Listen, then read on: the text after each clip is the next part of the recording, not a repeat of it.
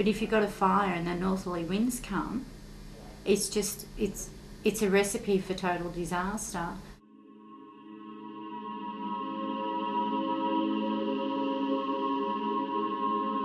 My niece Samantha rang her mum, scared because of the smoke in Newborough.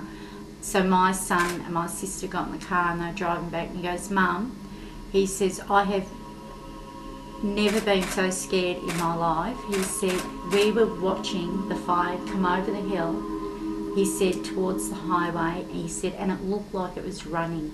He said, "It was moving that far." He said, "I nearly had an accident because of the ash on my windscreen."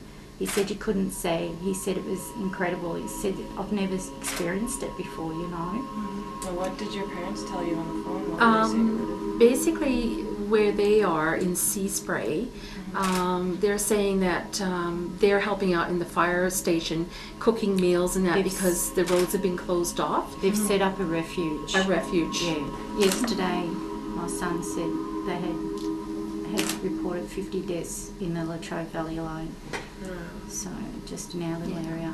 Because we hear mostly outside of Melbourne, right? But nobody really hears about down in the country area where we live, even where I grew up. It's so heartbreaking. Entire families are just wiped out. And that's what's really hard to... My parents just...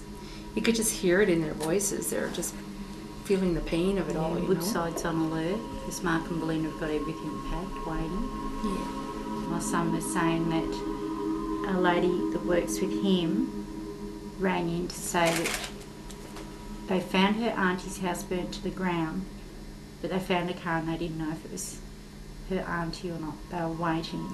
They had to wait because it was so burnt so bad. But from what David's saying is, he said, "Mum, what it is, they're finding people on the side of roads. They're finding them in their cars and under the houses."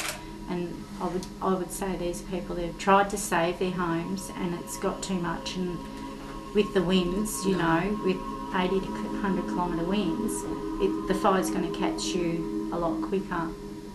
And you accept if there's a lightning strike or something like that. What the people aren't dealing with very well is knowing that majority of them were deliberately lit. And they're very angered, and I mean, my son made a comment, my oldest son, that they should tie this certain person to a tree in front of the fire and let him see it coming.